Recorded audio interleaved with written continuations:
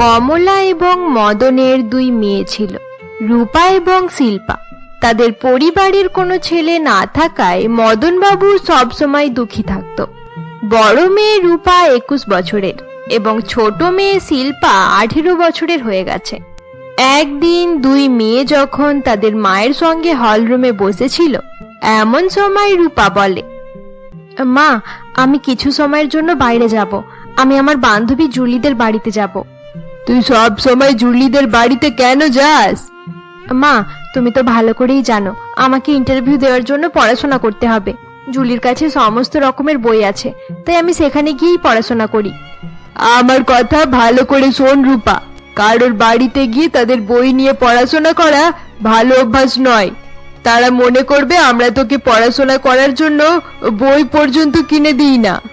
তারা তো ঠিকটাই মনে করবে মা। তুমি আমাদের পড়াশোনার পেছনে একদমই টাকা খরচ করো না। কয়েকদিন আগেই আমার সমস্ত বন্ধুরা প্রজেক্টের জন্য কলেজ থেকে ঘুরতে গেছে, কিন্তু তুমি খরচের ভয়ে আমাকে যেতে দাওনি। আমার বন্ধুরাও জানতে পেরে গেছে যে আমার বাবা মা পড়াশোনাতে আমাদের দুই বোনের সাপোর্ট করে না। এসব তুই কি বলছিস শিল্পা? মুখ সামলে কথা বল। আমাকে ভয় দেখালে সত্যি কথা বদলে যাবে না মা। আমাকে দিদির মতো মনে করবে না যে চুপচাপ তোমার আর বাবার সমস্ত কথা মেনে নেব। শিল্পা যখন তার মাকে এসব কথা বলছিল, এমন সময় তার বাবা সেখানে চলে আসে। নিজের মায়ের মুখে মুখে তর্ক করছিস কেন? তাছাড়া আমাদের কথা না শুনলে কার কথা শুনবি? না বাবা, আসলে আমি বলতে চাইছিলাম, তোদেরকে পড়াশোনা করতে দিচ্ছি, এটাই তোদের জন্য যথেষ্ট। তোদের পড়াশোনার জন্য আলাদা করে খরচ করতে পারবো না। তোদের বাবা একদম ঠিকই বলছে। আচ্ছা রূপা, তুই চাকরি করতে চাইছিস কেন? তোর কি এমন প্রয়োজন পড়ে গেল যার জন্য তোকে চাকরি করতে হবে? এবার থেকে তোকে চাকরির জন্য পড়াশোনা আর করতে হবে না। আমরা তোর বিয়ের জন্য সম্পর্ক দেখা শুরু করে দিয়েছি। আমরা তোদের বিয়ের জন্য টাকা রেখেছি, সেই টাকা পড়াশোনার পেছনে খরচ করতে পারবো না। মা, আমি স্কুল টিচার হতে চাই। এটা তো অনেক ভালো চাকরি। তুমি আমাকে টিচার হওয়ার জন্য বারণ করছো কেন? তুই যদি টিচারের চাকরি পেয়ে যাস আর তারপর যদি তোর শ্বশুর বাড়ির লোকেরা বারণ করে দেয়, তাহলে কি করে চাকরি করবি? তাই চাকরি করার ইচ্ছে ছেড়ে দিয়ে বিয়ের জন্য তৈরি হয়ে যা। পরে তোর শ্বশুর বাড়িতে যদি তোকে চাকরি করতে বলে তাহলে করতে পারিস। আরে মা, তুমি আমাদের মা হয়ে যখন দিদিকে চাকরি করার জন্য বারণ করছো, তাহলে তার শাশুড়ি মা কিভাবে অনুমতি দেবে? শিল্পা, আজকাল তুই অনেক কথা বলতে শিখেছিস। এরপর তোর মুখে কোনো কথা শুনতে পেলে তাহলে তোর পড়াশোনা বন্ধ করে বাড়িতে বসিয়ে দেব। এরপর মদন বাবু এবং কমলা সেখান থেকে চলে যায়। অপরদিকে রূপা এবং শিল্পা নিজেদের রুমে যায়। রূপা বড় মেয়ে হওয়ার কারণে খুব শান্ত স্বভাবের ছিল। অপরদিকে ছোট মেয়ে শিল্পা কোনো রকম অন্যায় সহ্য করত না এবং তাকে কিছু বলার সঙ্গে সঙ্গে তার প্রতিবাদ করত। শিল্পা সব সময় তার বাবা মায়ের সঙ্গে তর্ক করত। আরে দিদি, তুমি এত দুঃখী হয়ে বসে আছো কেন? কোনো একটা উপায় নিশ্চয় বেরিয়ে আসবে। তুমি বেশি চিন্তা করো না। শিল্পা, আমি ভালো করেই জানি বাবা মা প্রথম থেকে একটা পুত্র সন্তানের কামনা করত। আমরা দুজন মেয়ে হওয়ায় বাবা মা আমাদের পড়াশোনার পেছনে খরচ করতে চায় না। তারা একটা কথা বুঝতে পারছে না কেন, যে আমরা যদি চাকরি করি তাহলে পরে তাদেরই সাহায্য করতে পারবো। তাদের বয়স হয়ে গেলে তারা কিভাবে সবকিছু ম্যানেজ করবে? আমি জানি দিদি, তুমি এসব কথাই চিন্তা করো। আমি কিন্তু একটা কথা ভেবেই নিয়েছি। আমার পড়াশোনা শেষ হয়ে গেলে আমি লুকিয়ে লুকিয়ে চাকরি খুঁজতে শুরু করে দেব, আর চাকরি পাওয়ার পর বাবা মাকে সে ব্যাপারে জানাবো। ভুল করেও এরকম করিস না শিল্পা। তুই এরকম করলে বাবা মা অনেক রেগে যাবে। এটা ছাড়া আমার কাছে অন্য কোনো উপায় নেই দিদি। আমি তোমার মতো বাড়িতে বসে কান্নাকাটি করতে পারবো না। বাবা মা বেশি বকাবকি করলে বাড়ি ছেড়ে চলে যাব। একটা কথা ভালো করে মনে রাখো দিদি, এখনকার সময় ভালো নেই। আমি এটাই বলবো, তুমিও বাবা মায়ের কথা না শুনে চাকরি করতে শুরু করে দাও। কারণ পরে সমস্যা হলে কেউ তোমাকে সাহায্য করার জন্য আসবে না। তোমাকে নিজেই নিজের সাহায্য করতে হবে। তুই যা বলছিস সব ঠিক আছে, কিন্তু আমি বাবা মাকে কষ্ট দিতে চাই না। এরই সঙ্গে আমি টিচারের চাকরিও করতে চাই। বুঝতে পারছি না একসঙ্গে সবকিছু কিভাবে ম্যানেজ করব। রূপার বাবা মা তাকে বারণ করার পরেও সে মাঝে মাঝে তার বান্ধবী জুলিদের বাড়িতে গিয়ে পড়াশোনা করত। একদিন রূপা যখন জুলির সঙ্গে পড়াশোনা করছিল, এমন সময় রূপা বলে, জুলি, আমি মাঝে মাঝে তোদের বাড়িতে এসে পড়াশোনা করি। এই ব্যাপারে মা জানতে পারলে অনেক বড় বিপদ হয়ে যাবে। তুই আন্টিকে ভালোভাবে বুঝিয়ে বলে দিস, সে যেন মাকে এই ব্যাপারে কিছু না বলে দেয়। আমার মা তোর বাড়ির ব্যাপারে সবকিছু খুব ভালো করেই জানে রূপা। মা কোনোদিনও তোর মাকে এই ব্যাপারে কিচ্ছু বলবে না, এটা নিয়ে তুই চিন্তা করিস না। আচ্ছা ঠিক আছে। আচ্ছা রূপা, তুই বলছিলিস তোর বিয়ের জন্য পাত্র দেখা হচ্ছে, সেটার কি হলো? হ্যাঁ, একটা ছেলে দেখা হয়েছে। পরের সপ্তাহে পাত্রপক্ষ আমাদের বাড়িতে আসবে। রূপা এবং জুলি নিজেদের মধ্যে কথা বলছিল, এমন সময় এক ছেলে তাদের কাছে আসে। কাকে দেখার জন্য পাত্রপক্ষ আসছে? আরে বিক্রম দা, তুমি? রূপা, এ হলো আমার পিসির ছেলে বিক্রম, জিসিটি কলেজ থেকে এমবিএ করেছে। হ্যালো। হাই রূপা। আচ্ছা জুলি, তোর পড়াশোনার মাঝে কার বিয়ে নিয়ে আলোচনা করছিস? আর কার বিয়ের কথা হবে? রূপার বিয়ের ব্যাপারে কথা হচ্ছিল। আমি তো চাকরি পাওয়া পর্যন্ত বিয়ের ব্যাপারে চিন্তা ভাবনাও করব না। এটাই উচিত। আচ্ছা রূপা, তুমি এত তাড়াতাড়ি বিয়ে করতে চাইছো কেন? আচ্ছা জুলি, এবার আমি যাই, না হলে মা চিন্তা করবে। বাকি পড়াশোনা কাল করব। রূপা এই বলে সেখান থেকে চলে যায়। রূপার এরকম ব্যবহার দেখে বিক্রম অবাক হয়ে সেখানেই দাঁড়িয়ে থাকে। মেয়েটা তো ভারী আজব, আমার কথার উত্তর না দিয়েই চলে গেল। ওর অবস্থাটাই এরকম যে কিছু বলতে পারবে না। আচ্ছা দাদা, ওর কথা ছাড়ো, এবার বলো তুমি হঠাৎ করে এখানে কেন? আমার জন্য কিছু গিফট নিয়ে এসেছো তো? তুই সত্যি সত্যি জানিস না আমি এখানে কেন এসেছি? আমি এখানকার একটা ভালো কোম্পানিতে চাকরি পেয়ে গেছি। ভেবেছিলাম একটা ফ্ল্যাটে থাকবো, কিন্তু মামা মামি পরিষ্কার বলে দিয়েছে এখানেই থাকতে হবে, তাই এখন থেকে আমি এখানেই থাকবো। আরে বাহ, এটা তো খুব ভালো কথা। আমি তাহলে প্রত্যেক দিন তোমার সঙ্গে বাইরে ঘুরে বেড়াবো। তুই যদি প্রতিদিন আমার সঙ্গে ঘুরে বেড়াস তাহলে আমি অফিস কখন যাব? দাদা, তুমি সেটা ম্যানেজ করে নিও। জুলি তার দাদার সঙ্গে কথা বলতে থাকে। অপরদিকে রূপা বাড়ি ফিরলে তার মা তাকে বলে, রূপা, তুই প্রত্যেকদিন এত সময় পর্যন্ত কোথায় থাকিস? মা, আসলে আমি মন্দিরে গিয়েছিলাম। মন্দিরে? মন্দিরে কেন গিয়েছিলিস? আমি তোমার আর বাবার জন্য মানত করতে গিয়েছিলাম। আমি এটা প্রার্থনা করলাম যে তুমি আর বাবা যেন সারা জীবন সুখে শান্তিতে থাকো, আর আমি যেন তোমাদের সাপোর্ট করতে পারি। আচ্ছা ঠিক আছে, বস, তোর সঙ্গে একটা কথা আছে। এরপর রূপা তার মায়ের কাছে বসে পড়ে। রূপা বসলে তার মা তাকে বলে, রূপা, তোর জন্য যে পাত্রটা দেখা হচ্ছিল সেটা ফাইনাল হয়ে গেছে। ছেলেটা ব্যাঙ্গালোরে চাকরি করে। কিন্তু মা, সে তো আমাকে দেখতে এলো না, তাহলে বিয়ে ঠিক হয়ে গেল কিভাবে? তার বাবা মা এসেছিল, মনে নেই? তারা তোকে দেখে পছন্দ করে নিয়েছে। কিন্তু মা, ছেলেটা তো এলো না। ছেলেকে দেখার জন্য অনেক ব্যস্ত হয়ে যাচ্ছিস দেখছি। বিয়ের পর ভালো করে ছেলেকে দেখে নিস। ছেলেটা তোর ছবি দেখার সঙ্গে সঙ্গে বিয়ের জন্য রাজি হয়ে গেছে। কিন্তু মা। আর কোনো কিন্তু নয়। তুই যদি ছেলেটাকে দেখতে চাস তাহলে সামনের রবিবারে তোদের এঙ্গেজমেন্ট আছে, সেদিনই ভালো করে দেখে নিস। মায়ের কথা শুনে রূপা দুঃখী হয়ে সেখানে বসে থাকে। এরপর কমলা তার ছোট মেয়ে শিল্পাকে ডাক দেয়। আরে শিল্পা, তোর আসতে এত দেরি হলো কেন? আমাদের দেরি হয়ে যাচ্ছে তো। এই তো মা, আমি রেডি হয়ে গেছি, চলো। আচ্ছা ঠিক আছে, চল। তোর দিদির জন্য ভালো লেহেঙ্গা নিয়ে আসবো। আরে দিদি, তুমিও সঙ্গে চলো না। না না, তাকে আমাদের সঙ্গে যেতে হবে না। এত গরমে তাকে সঙ্গে নিয়ে গেলে তার চেহারা খারাপ হয়ে যাবে। এক সপ্তাহ পর তার এঙ্গেজমেন্ট আছে। আমি চাই না তার চেহারা নিয়ে কেউ কোনো রকম কথা বলুক। এমনিতেই রূপা মন্দির যাওয়ার নাম করে অনেক ঘুরে বেরিয়েছে। এরপর কমলা তার ছোট মেয়ে শিল্পাকে সঙ্গে নিয়ে বাড়ি থেকে বেরিয়ে পড়ে এবং একটি শপিং মলে গিয়ে রূপার জন্য লেহেঙ্গা পছন্দ করতে থাকে। অপরদিকে জুলি তার পিসির ছেলে বিক্রমের সঙ্গে শপিং মলে ঘুরছিল। জুলি, আমি নিজের লাইফে কি কি করতে চাই আমার সব জানা আছে। আমি সেই হিসেবেই কাজ করি, কিন্তু তোর সেই বান্ধবীটা করতে চায় কিছু কিন্তু করছে অন্য কিছু। রূপা প্রথম থেকেই এরকম, সে অন্য কারোর খুশির জন্য নিজের সবকিছু ত্যাগ করে দেয়। জুলি বিক্রমের সঙ্গে কথা বলতে বলতে শপিং মলে শিল্পা এবং তার মাকে দেখতে পায়। একই সঙ্গে শিল্পা ও জুলিকে দেখতে পায়। আরে, এটা তো শিল্পা। ওই দেখো দাদা, ওটা আমার বান্ধবীর ছোট বোন শিল্পা, আর তার সঙ্গে তার মাও আছে। আরে, এটা তো জুলি দিদি। দিদি আমাকে ইশারা করে ডাকছে কেন?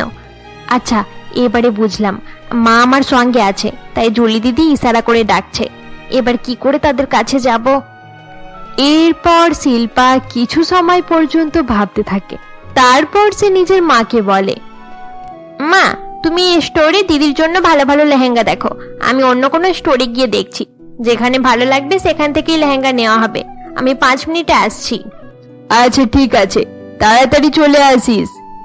এরপর শিল্পা সেখান থেকে জুলি এবং বিক্রমের কাছে যায়। আরে শিল্পা, তুই এই সময় মায়ের সঙ্গে শপিং মলে কেন?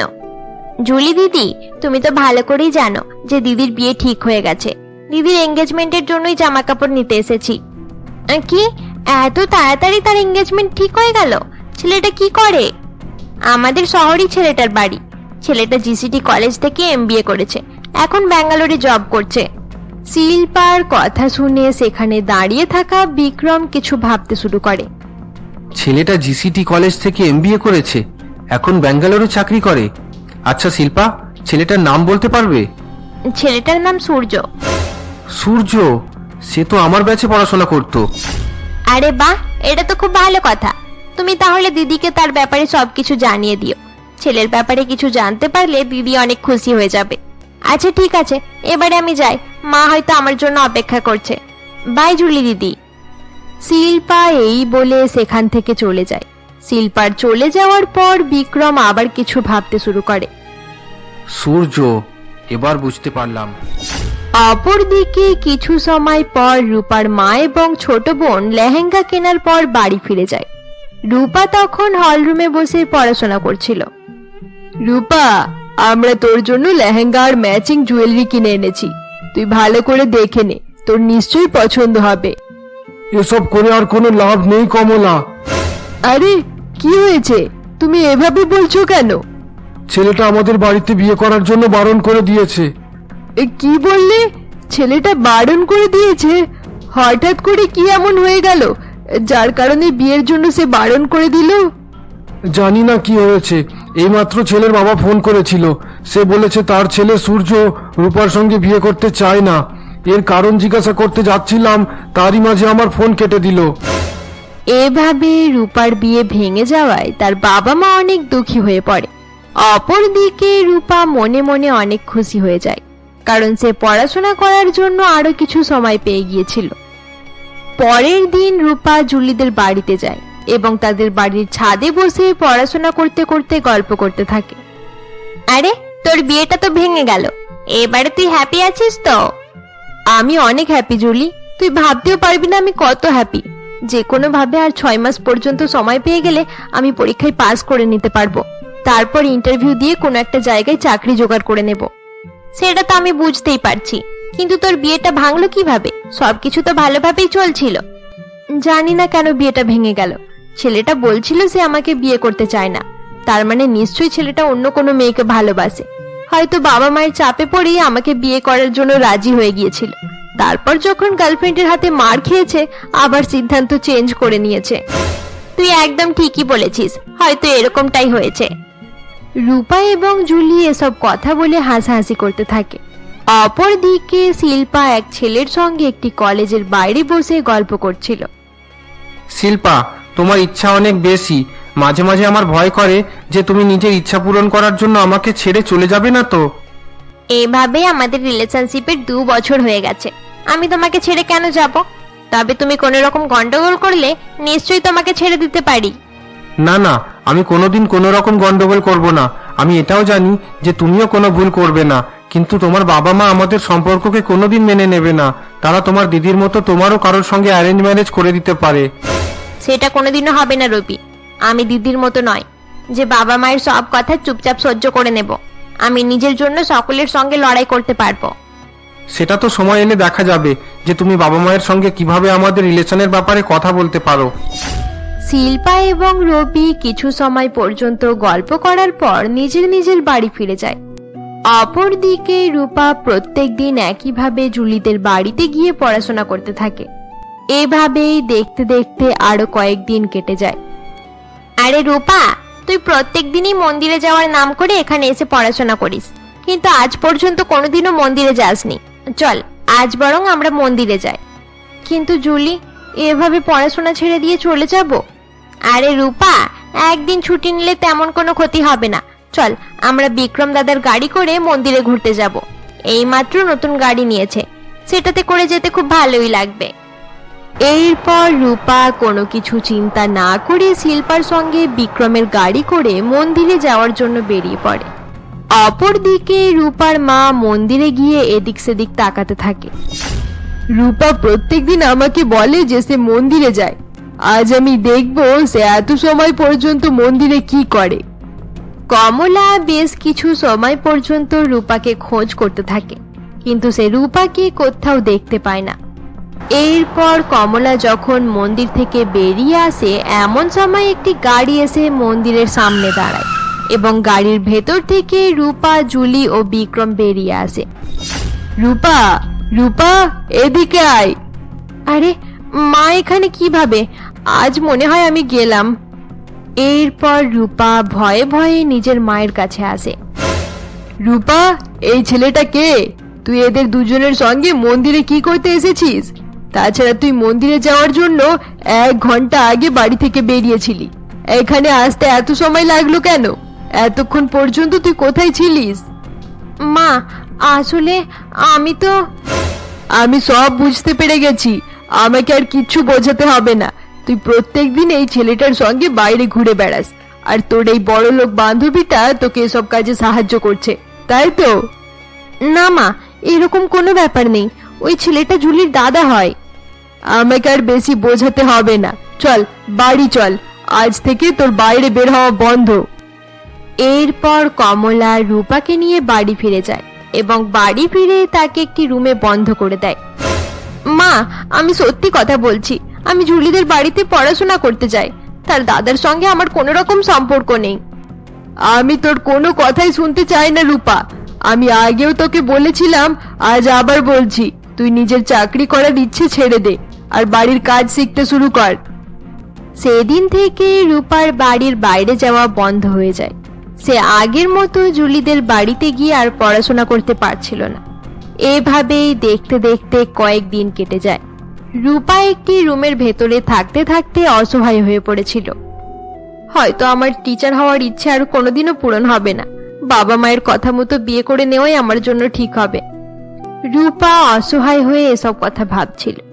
এমন সময় তার ফোনে কয়েকটা মেসেজ আসে। এরপর রূপা ফোন নিয়ে দেখতে শুরু করে। আরে, এটা তো সেই সব স্টাডি মেটেরিয়াল। আমি জুলির বাড়িতে গিয়ে এগুলোই তো পড়াশোনা করছিলাম। আমাকে এসব কে পাঠালো? রূপা এসব কথা ভাবছিল। এমন সময় ফোন আসে। হ্যালো। হ্যালো রূপা, তুমি স্টাডি মেটেরিয়ালগুলো পেয়েছো? হ্যাঁ পেয়েছি, কিন্তু তুমি কে? আরে আমি বিক্রম, জুলির দাদা। শুনলাম তোমাকে বাড়ি থেকে বের হতে দিচ্ছে না এবং তোমার পড়াশোনা বন্ধ হয়ে গেছে, তাই তোমাকে স্টাডি মেটেরিয়ালগুলো পাঠিয়ে দিলাম। তুমি চিন্তা করো না রূপা, আমি তোমাকে পড়াশোনার সমস্ত জিনিসগুলো মোবাইলে পাঠিয়ে দেব। হ্যাঁ ঠিক আছে, কিন্তু পড়ে হয়তো আর কোনো লাভ হবে না। বাবা মা আমার বিয়ের জন্য তাড়াহুড়ো করতে শুরু করে দিয়েছে। আরে রূপা, এখন শুধুমাত্র বিয়ের জন্য দেখাশোনা হচ্ছে, এখনো তোমার বিয়ে হয়ে যায়নি। তাছাড়া বিয়ে ঠিক হয়ে গেলেও পড়াশোনা করার জন্য 3 থেকে 4 মাস সময় পেয়ে যাবে। ততদিন পর্যন্ত তুমি ভালোভাবে পড়াশোনা করতে থাকো। হ্যাঁ ঠিক আছে। এরপর থেকে বিক্রম রূপাকে পড়াশোনার সমস্ত জিনিসপত্র পাঠাতো এবং প্রত্যেকদিন তার সঙ্গে অনেক সময় পর্যন্ত গল্পও করত। রূপার বাবা মা এবং বিক্রমের বোন জুলি এসব ব্যাপারে কিছুই জানতো না। এরকমই একদিন, বিক্রম, 1 মাস হয়ে গেল আমরা এভাবে লুকিয়ে লুকিয়ে ফোনে কথা বলছি। বাড়ির লোকেরা যদি জানতে পারে তাহলে আমাকে ছাড়বে না। তুমি সেই সব আমার উপর ছেড়ে দাও, তুমি শুধু নিজের স্বপ্ন পূরণ করার ব্যাপারে চিন্তা করো। আসলে বিক্রম, আমি তোমার কাছে একটা কথা লুকিয়েছি। একটা নতুন জায়গায় আমার বিয়ে প্রায় ঠিকই হয়ে গেছে। কয়েকদিন আগেই ছেলেটা আমাকে দেখার জন্য এসেছিল। পরের মাসেই তার সঙ্গে আমার বিয়ে হয়ে যাবে। কি বললে? পরের মাসে তোমার বিয়ে? এত তাড়াতাড়ি তোমার বিয়ে দিয়ে দিচ্ছে? আচ্ছা ঠিক আছে, তুমি চিন্তা করো না। যদি সেখানে তোমার বিয়ে হয়ে যায় তাহলে ছেলেটাকে বুঝিয়ে তুমি নিজের পড়াশোনা এগিয়ে নিয়ে যেতে পারবে। ছেলেদের বাড়ি গ্রামে, সেখানকার মেয়েদেরকে কেউ পড়াশোনা করতে দেয় না। তারা আমাকে পরিষ্কার বলে দিয়েছে, বিয়ের পর আমাকে বাড়ির কাজই করতে হবে। আজকালকার সময়েও এরকম মানুষ পাওয়া যায়, বিশ্বাস করা মুশকিল। আচ্ছা, সেই গ্রামের নাম কি? তাছাড়া যার সঙ্গে তোমার বিয়ে হচ্ছে সেই ছেলেটার নাম কি? ছেলেটা কি করে? তারা বিলাসপুর গ্রামে থাকে। ছেলেটা পাশের গ্রামে অ্যাসিস্ট্যান্ট প্রফেসরের কাজ করে। ছেলেটা নিজে পড়াশোনা করে প্রফেসর হয়ে গেছে, কিন্তু আমাকে কাজ করতে বারণ করেছে। তুমি চিন্তা করো না রূপা, এখনো সবকিছু আমাদের হাতে আছে। তুমি শুধু নিজের পড়াশোনার দিকে লক্ষ্য দাও, আমি সবকিছু সামলে নেব। তুমি বলছো পড়াশোনার দিকে লক্ষ্য রাখতে, আমিও সেটাই চাই, কিন্তু আমার বাবা মা অনেক চিন্তিত হয়ে আছে। একবার বিয়ে ভেঙে যাওয়ার পর থেকে তারা সব সময় আমাকে নিয়ে ভাবতে থাকে। মাঝে মাঝে আমারও মনে হয় যে তাদের কথা শুনে বিয়ে করে নেওয়া দরকার। আমি মা বাবাকে এভাবে দেখতে পারবো না। না রূপা না, তুমি অন্য কাউকে বিয়ে করতে পারো না। তার মানে? আসলে আমি বলতে চাইছিলাম, এখন বিয়ের কথা ছেড়ে দিয়ে তোমাকে নিজের পরীক্ষার দিকে লক্ষ্য দেওয়া দরকার।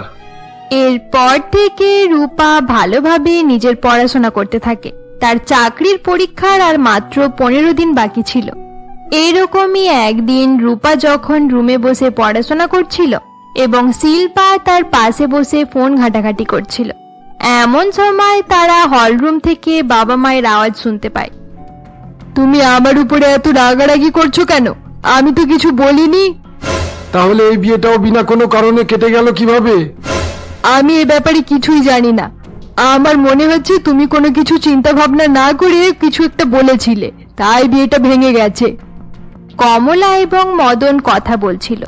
এমন সময় রূপা রুম থেকে বেরিয়ে তাদের কাছে আসে। বাবা মা, কি হয়েছে? তোমরা এভাবে ঝগড়া করছো কেন? সবকিছু এই মেয়ের জন্যই হয়েছে। নিশ্চয়ই রূপা কিছু একটা করেছে, যার জন্য পাত্রপক্ষ বিয়ে ভেঙে দিয়েছে। আমি কি করলাম মা? এবারেও তোর বিয়ে ভেঙে গেছে রূপা। আমরা এত কিছু আয়োজন করে নিলাম, কিন্তু শেষ সময়ে বিয়েটা ভেঙে গেল। আমার তো মনে হচ্ছে তুই ছেলেটাকে ফোন করে বিয়ের জন্য বারণ করে দিতে বলেছিস। মা, তুমি ভাবলে কি করে যে আমি এরকম কিছু একটা করতে পারি? এটা ঠিক যে আমি বিয়ে করতে চাই না, কিন্তু তার সাথে সাথে আমি তোমাদের কথাও অনেক চিন্তা করি। আমি তোমাদেরকে এভাবে চিন্তিত দেখতে পারবো না, তাই বিয়ের জন্য রাজি হয়ে গিয়েছিলাম। আমি তোর বেকার কথা শুনতে চাই না। মন্দিরে যাওয়ার নাম করে তুই জুলি আর তার দাদার সঙ্গে ঘুরে বেড়াচ্ছিস। মা, সেরকম কোনো ব্যাপার নয়। চুপ কর রূপা, এরপর যদি পাত্রপক্ষ বিনা কোনো কারণ দেখিয়ে বিয়ের জন্য বারণ করে দেয়, তাহলে আমি তোর বিয়ের জন্য আর কোনোদিন ছেলে দেখব না। তারপর সারা জীবন বাড়িতে পড়ে থাকিস। আমরা শিল্পার বিয়ে দিয়ে দেব। মদন বাবু যখন এসব কথা বলছিল, এমন সময় শিল্পা সেখানে চলে আসে এবং বাবার কথা শুনে অবাক হয়ে যায়। কি বললে? আমার বিয়ে দিয়ে দেবে? এবার হঠাৎ করে আমার বিয়ের কথা বলছো কেন? আমি পরিষ্কার বলে দিচ্ছি, চাকরি পাওয়া পর্যন্ত আমি বিয়ে করতে পারবো না। তোমরা আমাকে যতই জোর করো, আমি তোমাদের কোনো কথাই শুনবো না। আচ্ছা, তার মানে তোর চাকরি করার নাটক শুরু হয়ে গেছে। চাকরি করে তোরা মাথা খারাপ করে দিচ্ছিস। শুধু চাকরি নয় মা, আমি নিজের জীবনের সব সিদ্ধান্ত নিজেই নিতে চাই। আমি তোমার আর বাবার চাপে পড়ে কিছু করতে পারবো না। মুখ সামলে কথা বল শিল্পা। মদন শিল্পাকে কিছু বলতে যাচ্ছিল, এমন সময় তাদের দরজার বেল বেজে ওঠে এবং শিল্পার মা গিয়ে দরজা খোলে। হ্যাঁ বলুন, কাকে চাই? শিল্পা ম্যাডামের নামে এই ফুল এসেছে। লোকটি এই বলে কমলা দেবীকে ফুল দিয়ে সেখান থেকে চলে যায়। এসব কি চলছে শিল্পা? কে তোকে ফুল পাঠিয়েছে? কেউ ফুল পাঠিয়ে দিয়েছে তাতে কি এমন ক্ষতি হয়ে গেছে মা? কাল আমার জন্মদিন, তাই হয়তো আমার কোনো বন্ধু পাঠিয়েছে। তোমরা তো কোনোদিন আমার জন্মদিন মনে রাখো না। আমার বন্ধু তোমাদের থেকে অনেক ভালো, যে আমার জন্মদিন সেলিব্রেট করতে চায়। তোমরা তো আমার জন্মদিনে খুশিও হওনি, তাই কোনোদিন সেলিব্রেটও করো না। তার মানে কারোর সঙ্গে তোর প্রেম চলছে? হ্যাঁ, যদি চলে তাহলে ক্ষতি কি? আমার 18 বছর হয়ে গেছে মা, এবার আমি নিজের জীবনের সিদ্ধান্ত নিজে থেকেই নিতে পারবো। এবার চুপ কর শিল্পা, অনেকক্ষণ থেকে মায়ের মুখে মুখে তর্ক করছিস। তুই কি জানিস না আমরা কি করতে পারি? হ্যাঁ, আমি ভালো করেই জানি তোমরা আমার পড়াশোনা বন্ধ করে দেওয়ার কথা বলবে, কিন্তু চিন্তার কোনো কারণ নেই। এখন আমি দুজনের স্টুডেন্টকে টিউশন পড়াই। তোমরা টাকা দেওয়া বন্ধ করে দিলে আরো কয়েকজনকে পড়াতে শুরু করে দেব। তাতে খুব সহজেই আমার কলেজের খরচ বেরিয়ে আসবে। তোমরা দিদিকে যেভাবে ভয় দেখিয়ে বাড়িতে বন্দি করে রেখেছো, আমার সঙ্গে ভুল করেও সেরকম করার চেষ্টা করবে না। শিল্পা এই বলে রূপাকে সঙ্গে নিয়ে আবার রুমের ভেতরে চলে যায়। তুমি দেখলে তো কমলা, তোমার মেয়েটা কিভাবে মুখে মুখে তর্ক করছে। এই সব কিছু তোমার জন্য হয়েছে। কি বললি? এসব আমার জন্য হয়েছে? রূপার বিয়ে ভেঙেছে, তাতেও আমার উপর দোষ চাপিয়ে দিলে। এখন ছোট মেয়েটা তর্ক করছে, তাতেও আমার দোষ? তাহলে কি এসব আমি করেছি? মদন বাবু এবং কমলা একে অপরের সঙ্গে ঝগড়া করতে থাকে। অপরদিকে রুমের ভেতরে রূপা বলে, আরে শিল্পা, এই ফুল তোকে কে পাঠিয়েছে? এটা আমার বয়ফ্রেন্ড রবি পাঠিয়েছে। তার মানে সত্যি সত্যি তোর বয়ফ্রেন্ড আছে? হ্যাঁ, 2 বছর থেকে আমাদের রিলেশন চলছে, তাতে কি হয়েছে? এসব তুই কি বলছিস শিল্পা? আরে দিদি, তুমি বাবা মায়ের মতো বলতে শুরু করে দিও না যেন। তুমি নিজের ইচ্ছা মতো জীবন কাটাও, আর আমাকেও নিজের ইচ্ছা মতো চলতে দাও। শিল্পা এই বলে সেখান থেকে চলে যায়। পরের দিন সকালে রূপা যখন পড়াশোনা করছিল, এমন সময় তার ফোন বাজতে শুরু করে। বারবার ফোনে রিং হতে থাকে, কিন্তু রূপা ফোন রিসিভ করে না। জানি না রূপার কি হয়েছে, কাল থেকে বারবার ফোন করছি কিন্তু সে আমার ফোন রিসিভ করছে না। না, আমি বিক্রমের ফোন রিসিভ করব না। আমি আর তার সঙ্গে কথা বলবো না। শিল্পার ব্যাপারে জানতে পেরে বাবা মা এমনিতেও অনেক চিন্তায় আছে। এবার তারা যদি জানতে পারে আমি বিক্রমের সঙ্গে কথা বলছি, তাহলে তো সর্বনাশ হয়ে যাবে। সে একবার ফোন রিসিভ করে বলে দিতে পারে যে কেন কথা বলতে চাইছে না। আচ্ছা, সে জানতে পেরে যায়নি তো? জানি না কিভাবে আমার সব সম্পর্কগুলো ভেঙে যাচ্ছে। এবার ছেলেটা নিজেই আমাকে পছন্দ করেছিল, তার পরিবারের লোকেরাও তো অনেক খুশি ছিল, তাহলে আমার সম্পর্ক ভেঙে গেল কিভাবে? মা বলছে কেউ ইচ্ছে করে আমার সম্পর্ক ভেঙে দিচ্ছে, কিন্তু কে এরকম করবে? আমি সবকিছু অনেক সাবধানতার সঙ্গে করেছিলাম, কারোর কিছু জানা সম্ভব নয়। আমি শুধুমাত্র বিক্রমের সঙ্গে ছেলেটার ব্যাপারে কথা বলেছিলাম। এসবের পেছনে বিক্রমের হাত নেই তো? রূপা এসব কথা ভাবতে থাকে। অপরদিকে বিক্রম রূপার কথা চিন্তা করছিল। এমন সময় জুলি তার কাছে আসে। দাদা, তুমি কি ব্যস্ত আছো? না, কেন, কি হয়েছে? দাদা, তুমি তো জানো আমাদের পরীক্ষার আর কয়েকদিন বাকি। আমার বান্ধবী রূপাকে বাড়ি থেকে লুকিয়ে পরীক্ষা দিতে যেতে হবে, কিন্তু সে বাড়ি থেকে কিভাবে বেরোবে বুঝে উঠতে পারছি না। রূপা আমাকে ফোন করে কোনো আইডিয়া ভাবতে বলেছে। কি করব কিছুই বুঝে উঠতে পারছি না। রূপার মাকে তো সামনাসামনি দেখলে আমার অনেক ভয় লাগে। আচ্ছা ঠিক আছে, তোমাকে চিন্তা করতে হবে না, আমি কিছু একটা ভাবছি। দেখতে দেখতে পরীক্ষার দিন কাছে চলে আসে। জুলি তাড়াতাড়ি তৈরি হয়ে নেয় এবং রূপাদের বাড়িতে গিয়ে তার বাবা মাকে কি বলবে সেটার প্র্যাকটিস করতে শুরু করে। কিছু সময় পর জুলি বিক্রমের কারে করে রূপাদের বাড়িতে যায়। এরপর জুলি গাড়ি থেকে নেমে রূপাদের বাড়ির ভেতরে যায়। আরে জুলি, তুমি হঠাৎ এখানে কেন? আসলে আন্টি, আজ আমাদের বাড়িতে একটা পুজো আছে। সকল আত্মীয় আর বন্ধুরা আসছে।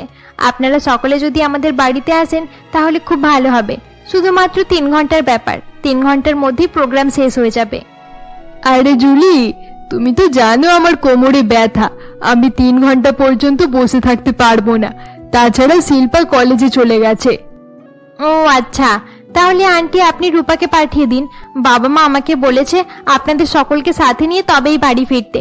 আপনি যেতে বারণ করছেন, তাহলে রূপাকেই পাঠিয়ে দিন। কি বললে? রূপাকে পাঠিয়ে দেব? তোমার কাকা এখন বাড়িতে নেই, আমি তার পারমিশন ছাড়া রূপাকে একা যেতে দেব না। কমলা যখন জুলিকে এসব কথা বলছিল, এমন সময় রুমের ভেতর থেকে রূপা সেখানে আসে। মা, মাত্র 3 ঘন্টার ব্যাপার, দুপুর পর্যন্ত বাড়ি ফিরে আসবো। হ্যাঁ আন্টি, লাঞ্চ হয়ে গেলে আমি রূপাকে বাড়িতে পৌঁছে দিয়ে যাব। কিন্তু আমি পারমিশন ছাড়া কিভাবে রূপাকে যেতে দেব? মা, আমার আর কোনো বন্ধু নেই। জুলি আমার একমাত্র বান্ধবী। এবার কি আমি জুলির সঙ্গেও বন্ধুত্ব শেষ করে দেব? আচ্ছা ঠিক আছে, যা তাহলে। কিন্তু একটা কথা ভালো করে মনে রাখিস, আমি তোকে ভরসা করে যেতে দিচ্ছি, আমার বিশ্বাসটা যেন ভেঙে ফেলিস না। এরপর জুলি এবং রূপা বাড়ি থেকে বেরিয়ে পড়ে। বাড়ি থেকে কিছুটা দূরে বিক্রম গাড়ি নিয়ে দাঁড়িয়েছিল। রূপা এবং জুলি গাড়ির ভেতরে বসে পড়লে বিক্রম গাড়ি চালাতে শুরু করে এবং কিছু সময়ের মধ্যেই তাদেরকে এক্সাম সেন্টারে পৌঁছে দেয়। পরীক্ষা শেষ হয়ে গেলে বিক্রম দুজনকে নিয়ে একটি কফি শপে পৌঁছায়। দাদা, আমার এক্সাম খুব ভালো হয়েছে। রূপা, তোর এক্সাম কেমন হলো? আমার পরীক্ষাও অনেক ভালো হয়েছে। আরে, মা আমাকে ফোন করছে, দাঁড়া একটু সাইডে গিয়ে মায়ের সঙ্গে কথা বলে আসি। জুলি এই বলে ফোন রিসিভ করে একটু দূরে চলে যায়। জুলির চলে যাওয়ার পর বিক্রম বলে, কি হয়েছে রূপা, তুমি আজকাল আমার সঙ্গে কথা বলা বন্ধ করে দিয়েছো কেন?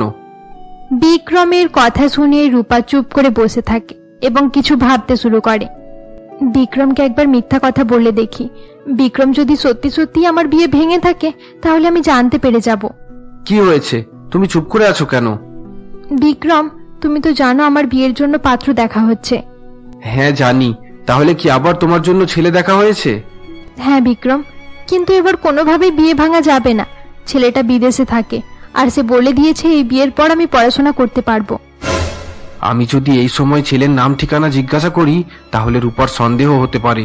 রূপা বুঝতে পেরে যাবে যে আমি তার বিয়ের সম্পর্কগুলো ভেঙেছিলাম। তুমি আবার কি ভাবতে শুরু করে দিলে বিক্রম? না না, কিছু ভাবছি না। কংগ্রেচুলেশনস রূপা, তোমার কথা শুনে মনে হচ্ছে ছেলেটা তোমার অনেক পছন্দ হয়েছে। হ্যাঁ, তুমি ঠিকই বলেছ। তাছাড়া ছেলেটা একদম পারফেক্ট, তাকে পছন্দ না করার মতো কিছুই নেই। রূপার বিয়ে ঠিক হয়ে যাওয়ার কথা শুনে বিক্রম অনেক দুঃখী হয়ে পড়েছিল। কিছু সময় পর বিক্রম এবং জুলি রূপাকে বাড়ি ছেড়ে দেয় এবং নিজের বাড়ি চলে যায়। রূপা নিজের রুমে গিয়ে দুঃখী হয়ে বসে পড়ে। আমি তাহলে ভুল ভাবছিলাম, বিক্রম আমাকে ভালোবাসে না। সে যদি আমাকে ভালোবাসতো তাহলে আমার বিয়ে ঠিক হয়ে যাওয়ার কথা শুনে তাহলে আমাকে কংগ্রাচুলেশনস জানাতো না।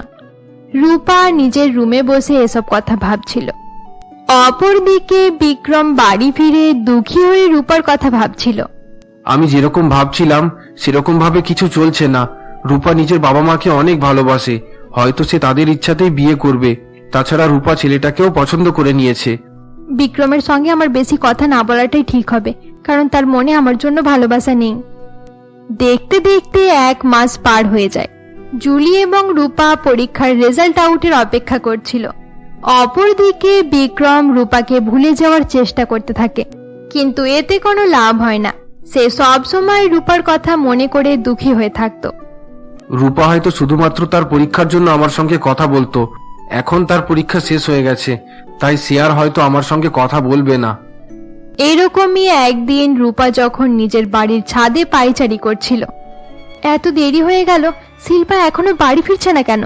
এতক্ষণ পর্যন্ত তার ফিরে আসার কথা। কংগ্রাচুলেশনস দিদি। দিদি, এবারে তোমার ভয় পাওয়ার দিন শেষ হয়ে গেছে। তুমি পরীক্ষায় পাস হয়ে গেছো। এবার তোমাকে টিচার হওয়া থেকে আর কেউ আটকাতে পারবে না। আরে বাহ, এটা তো অনেক ভালো খবর দিয়েছিস। আচ্ছা শিল্পা, তোর কাছে জুলির কোনো খবর আছে? তার রেজাল্ট কেমন হলো? জুলি দিদিও পাস করে গেছে। এবার তোমরা দুজন একই স্কুলে জয়েন করে নাও, আর তোমাদের বন্ধুত্ব আগের মতোই টিকিয়ে রাখো। এরপর রূপা নিজের রুমে চলে যায় এবং জুলিকে ফোন করে। Congratulations Julie. তোকেও কংগ্রাচুলেশনস। আচ্ছা রূপা, এবারে কি করবি ভেবেছিস? পরীক্ষায় তো পাস হয়ে গেছিস, এবার কি বাবা মায়ের ভয়ে বাড়িতেই বসে থাকবি, নাকি জব অ্যাপ্লাই করতে যাবি? জানি না রে কি করব, কিছুই বুঝে উঠতে পারছি না। আচ্ছা রূপা, জিসিটি স্কুলে টিচারের ভ্যাকান্সি আছে, অনলাইনে অ্যাপ্লাই করা যাচ্ছে। আমি ভাবছি ওখানে অ্যাপ্লাই করব, তুইও অ্যাপ্লাই করে দে। জুলি, ওটা তো অনেক বড় স্কুল, আমাদের মতো ফ্রেশার্সদের সেখানে নেবে না। এত চিন্তা করছিস কেন? হলে হবে, না হলে না হবে, একবার চেষ্টা করে দেখতে কি আছে। আচ্ছা ঠিক আছে, তুই বলছিস যখন, তাহলে আমি অনলাইনে অ্যাপ্লাই করে দেব। এরপর রূপা এবং জুলি জিসিটি স্কুলের ওয়েবসাইটে গিয়ে চাকরির জন্য অ্যাপ্লাই করে দেয়। কয়েকদিন পর দুই বান্ধবীর কাছে ইমেল আসে এবং দুজনকে ইন্টারভিউয়ের জন্য সিলেক্ট করে নেওয়া হয়। এরকমই একদিন রূপা বাড়ির ছাদে বসে কিছু ভাবতে শুরু করে। এইসব আমার জন্যই হয়েছে। বিক্রম পরীক্ষার আগে আমাকে কতবার ফোন করেছিল, কিন্তু আমি ইচ্ছে করি তার থেকে দূরত্ব বাড়িয়ে নিলাম। এবারে কেন তার জন্য আমার এত খারাপ লাগছে? রূপা বসে বসে এসব কথা ভাবছিল। এমন সময় শিল্পা সেখানে আসে। দিদি, দিদি, আমি তোমাকে বাড়িতে খোঁজাখুঁজি করছি, আর তুমি এখানে বসে আছো। কি ভাবছো তুমি? আসলে শিল্পা, পরশুদিন আমাকে জিসিটি স্কুলে ইন্টারভিউর জন্য ডেকেছে। আমি কিভাবে বাড়ির বাইরে যাব বুঝতে পারছি না। বাবা মায়ের কথা চিন্তা করে অনেক ভয় করছে। তাদেরকে সত্যি কথা বলে দাও আর বিনা ভয়ে চলে যাও। এটা কোনো খারাপ জিনিস নয় যে তুমি এখনো পর্যন্ত বাবা মায়ের কাছ থেকে লুকিয়ে রাখবে। আমার কথা শুনে বাবা মা কি মনে করবে সেটা ভেবেই আমার অনেক ভয় করছে। কি হয়েছে? তোরা দুজনে কি নিয়ে আলোচনা করছিস? নিশ্চয়ই শিল্পা তোকে কোনো খারাপ উপদেশ দিচ্ছে, তাই তো? আরে হ্যাঁ মা, আমি তো এই পৃথিবীর সব থেকে খারাপ মেয়ে। আমি সবাইকে খারাপ খারাপ আইডিয়া দিতেই থাকি। হ্যাঁ, এটা একদম ঠিক কথা। এবার আমার মুখে মুখে বেশি তর্ক করিস না। আচ্ছা রূপা, তুই শোন, এক জায়গায় তোর বিয়ে ঠিক হয়ে গেছে। কি বললে মা? আবার আমার বিয়ে ঠিক হয়ে গেছে? তুই কি বলতে চাইছিস রূপা? আসলে মা, আমি বলতে চাইছি কেউ আমাকে দেখতে এলো না, তাহলে আমার বিয়ে ঠিক হয়ে গেল কিভাবে? দেখতে এসেছিল, ছেলের বাবা মা অনেকদিন আগেই তোকে দেখতে এসেছিল। তাদের ছেলে তখন বিদেশে থাকতো, তাই তারা কনফার্ম ছিল না। এখন তাদের ছেলে 1 মাসের জন্য দেশে ফিরেছে। আমরা তাড়াতাড়ি সবকিছু শেষ করে দিতে চাইছি। তোর বিয়ে হয়ে গেলে আমরা শান্তি পাবো। আচ্ছা ঠিক আছে মা। আর একটা কথা, পরশুদিন তোদের এঙ্গেজমেন্ট আছে। ছেলেটা তোর ফটো দেখার সঙ্গে সঙ্গে তোকে পছন্দ করে নিয়েছে। এবারে দুজনে সামনাসামনি একে অপরকে দেখে নিস। কি বললে মা? পরশুদিনে দিদির এঙ্গেজমেন্ট? মা, সত্যি সত্যি পরশুদিন? পরশুদিন তো... এত অবাক হওয়ার কি আছে? তোর বাবা আর আমি এই কথা লুকিয়ে রেখেছিলাম, কারণ আমরা চাইতাম না যে সব সময়ের মতো এবারেও তোর বিয়েটা ভেঙে যাক। তোদের দুজনকে বলে রাখলাম, আর কাউকে এই ব্যাপারে জানানোর কোনো প্রয়োজন নেই। ঠিক আছে, এবারে আমি যাই, আমাকে অনেক কিছু আয়োজন করতে হবে। রূপার মা এই বলে সেখান থেকে চলে যায়। পরশুদিন রূপার ইন্টারভিউ দেওয়ার জন্য স্কুলে যাওয়ার ছিল। অপরদিকে তার বাবা মা সেই দিনেই তার এঙ্গেজমেন্ট ঠিক করে দেয়। রূপা কি করবে কিছুই বুঝে উঠতে পারছিল না। সে রুমে গিয়ে দুঃখী হয়ে বসে পড়ে। আমি কিছুই ভাবতে পারছি না, একই দিনে ইন্টারভিউ, এঙ্গেজমেন্ট, কিভাবে ম্যানেজ করব? এঙ্গেজমেন্ট ক্যান্সেল করে দিলে বাবা মা অনেক কষ্ট পাবে। তাছাড়া ইন্টারভিউ দিতে না গেলে আমি কোনোদিনও নিজের স্বপ্ন পূরণ করতে পারবো না। রূপা বসে বসে এসব কথা ভাবছিল। এইভাবেই দেখতে দেখতে এঙ্গেজমেন্ট এবং ইন্টারভিউয়ের দিন চলে আসে। সেই দিন সকালে জুলি রূপাকে ফোন করে। রূপা, 1 ঘন্টার মধ্যে তুই তৈরি হয়ে নে। আমি আবার পুজোর বাহানা করে তোকে বাড়ি থেকে আনতে চলে যাব। তারপর আমরা দুজন মিলে ইন্টারভিউ দেওয়ার জন্য যাব। সেটা করে আর কোনো লাভ হবে না জুলি, আর কোনোভাবেই আমার বাড়ির বাইরে যাওয়া সম্ভব হবে না। তুই একা গিয়ে ইন্টারভিউটা দিয়ে আয়, তুই নিজের স্বপ্ন পূরণ কর। রূপা এই বলে ফোন কেটে দেয়। অপরদিকে রূপার এরকম ব্যবহার দেখে জুলি অবাক হয়ে যায়। রূপা এরকম ভাবে বলল কেন? নিশ্চয়ই তাদের বাড়িতে আবার কোনো রকম নাটক চলছে। এবার আমি এটাতে কি আর করতে পারি? তার এইটুকু সাহস নেই যে নিজের বাবা মায়ের সঙ্গে একটু কথা বলবে। জুলি এসব কথা ভাবতে থাকে। অপরদিকে রূপাও চিন্তিত হয়ে বসে পড়ে। কি হয়ে গেল আমার সঙ্গে? আমি বিক্রমকে মিথ্যা কথা বলেছিলাম যে আমার এমন এক ছেলের সঙ্গে বিয়ে ঠিক হয়েছে যে বিদেশে চাকরি করে। এবার সত্যি সত্যি সেটা হয়ে গেছে। বিয়েটা তাও পরের কথা, কিন্তু এবার আমি ইন্টারভিউ দেওয়ার জন্য কিভাবে যাব? আমি যদি এঙ্গেজমেন্ট ছেড়ে চলে যাই তাহলে বাবা মায়ের মান সম্মান সব শেষ হয়ে যাবে। বাড়িতে সমস্ত রকম আয়োজন হয়ে গিয়েছিল এবং পাত্রপক্ষ কিছু সময়ের মধ্যেই আসার ছিল। রূপার বাবা মা অনেক খুশি ছিল, কিন্তু রূপা তখনও দুঃখী হয়েই বসেছিল। আরে দিদি, তুমি কি চিন্তা করছো? যাও গিয়ে নিজের ইন্টারভিউটা দিয়ে চলে এসো। এসব এঙ্গেজমেন্ট বেকার জিনিস, এসব পরে করলেও চলবে। আর কোনো কিছু চিন্তা না করে তাড়াতাড়ি গিয়ে ইন্টারভিউটা দিয়ে এসো। কিন্তু বাবা মায়ের কি হবে? বাবা মায়ের কথা বেশি চিন্তা করতে হবে না। তারা তোমার কথা চিন্তা করেনি, তাহলে তুমি কেন তাদের কথা চিন্তা করছো? আর দেরি না করে তাড়াতাড়ি ইন্টারভিউটা দেওয়ার জন্য চলে যাও। আর যদি আমি নিজের স্বপ্ন পূরণের জন্য কিছু না করি তাহলে সারা জীবন আমাকে আফসোস করতে হবে। আমি যাচ্ছি। শিল্পা, তুই বাবা মায়ের খেয়াল রাখিস। রূপা এই বলে বাড়ির পেছনের দরজা থেকে বাইরে বেরিয়ে পড়ে এবং ইন্টারভিউ দেওয়ার জন্য চলে যায়। কিছু সময় পর পাত্রপক্ষ এঙ্গেজমেন্টের জন্য তাদের বাড়িতে আসে। দাদা, আপনি বলেছিলেন অনেক ছোট করে এঙ্গেজমেন্ট করে দেওয়া হবে, তাই আমরা কয়েকজন আত্মীয় নিয়ে চলে এলাম। কিন্তু আপনারা তো অনেক বড় আয়োজন করেছেন দেখছি। হ্যাঁ দিদি, কম গেস্ট নিয়ে এঙ্গেজমেন্ট হয়ে যাক, তারপর বিয়েতে অনেকজনকে ইনভাইট করা হবে। একদম ঠিক বলেছেন দাদা। তাছাড়া আমাদের ছেলে আমেরিকায় থাকে, সে বেশি ভিড় পছন্দও করে না। আচ্ছা দাদা, আমরা তো রূপাকে দেখে নিয়েছি, কিন্তু আমাদের ছেলে এখনো তাকে দেখেনি। এবার ছেলে মেয়েকে একে অপরের সঙ্গে দেখা করিয়ে দেওয়া যাক। ঠিক আছে, আমি রূপাকে এখনই ডেকে দিচ্ছি। যতক্ষণ পর্যন্ত আমরা এঙ্গেজমেন্টের বাকি দিকগুলো দেখছি ততক্ষণ তারা একে অপরের সঙ্গে একটু কথা বলে নিক। এরপর কমলা রূপাকে ডাকার জন্য তার রুমে যায়। কমলা সেখানে গিয়ে শুধু শিল্পাকে দেখতে পায়। কি রে শিল্পা, তোর দিদি কোথায়? দিদি জবের ইন্টারভিউ দেওয়ার জন্য গেছে, সন্ধে পর্যন্ত আসবে না। কি বললি? রূপা জব ইন্টারভিউ দেওয়ার জন্য গেছে? এরই মধ্যে মদন বাবু সেখানে চলে আসে এবং রূপার ইন্টারভিউ দিতে যাওয়ার কথা শুনে অবাক হয়ে দাঁড়িয়ে পড়ে। হ্যাঁ মা, দিদি চাকরির পরীক্ষায় পাস করে গেছে। আজ দিদি শহরের সব থেকে বড় স্কুলে ইন্টারভিউ দিতে গেছে। এটা তুই কি বলছিস? রূপা চাকরির পরীক্ষা কবে দিল? আমি তো কিছুই বুঝে উঠতে পারছি না। দিদি তোমাকে আর বাবাকে ভয় করত, তাই তোমাদেরকে কিছু বলতে পারেনি। দিদি যখন তোমাকে এসব কথা বলতে গিয়েছিল, তুমি তখন তার বিয়ে ঠিক করে দিলে। ইন্টারভিউ এর দিনে এঙ্গেজমেন্ট ছিল, তাই দিদি কিছু বলতে পারেনি। আমাদেরকে না বলে সে এত বড় সিদ্ধান্ত নিয়ে নিল। এবার আমাদের মান সম্মান শেষ হয়ে যাবে। এরকম মেয়ের জন্ম দিয়ে আমাদের পাপ হয়ে গেছে। ও যখন এঙ্গেজমেন্ট করতে চাইতো না, তাহলে আগে বারণ করে দিতে পারতো। এভাবে লুকিয়ে লুকিয়ে চলে গেল কেন? এবার কি হবে? এবার তো আমাদের মান সম্মান সব শেষ হয়ে যাবে। কমলা এসব কথা বলছিল, এমন সময় ছেলের মা সেখানে আসে। আরে কমলা দিদি, রূপা কোথায়? তাকে একটু ডেকে দাও না। আরে শিল্পা, তোমার দিদি কোথায়? পাত্রের মায়ের কথা শুনে শিল্পার বাবা মা চুপ করে দাঁড়িয়ে থাকে। তাদের চুপ করে দাঁড়িয়ে থাকতে দেখে শিল্পা প্রথম থেকে শেষ পর্যন্ত সমস্ত ঘটনা ছেলের মাকে জানায়।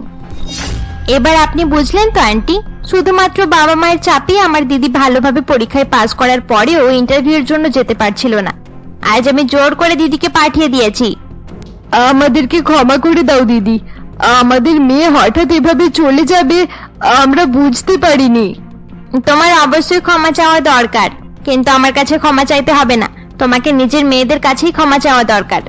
তোমরা নিজের মেয়েকে উন্নতি করতে দিচ্ছিলে না। রূপা যদি অন্য কোনো ছেলের সঙ্গে পালিয়ে যেত তাহলে আমার খারাপ লাগতো, কিন্তু সে ভালো কাজের জন্যই গেছে, তাই আমার ভালোই লাগছে। আমি আশীর্বাদ করব রূপা যেন নিজের লাইফে অনেক উন্নতি করুক। দিদি, তাহলে রূপার বিয়ের কি হবে? এই বিয়ে আর হবে না। রূপা অনেক ভালো মেয়ে, তাকে আমার অনেক পছন্দ হয়েছে, কিন্তু শুধুমাত্র তোমাদের জন্যই আমি এই পরিবারে নিজের ছেলের বিয়ে দেব না।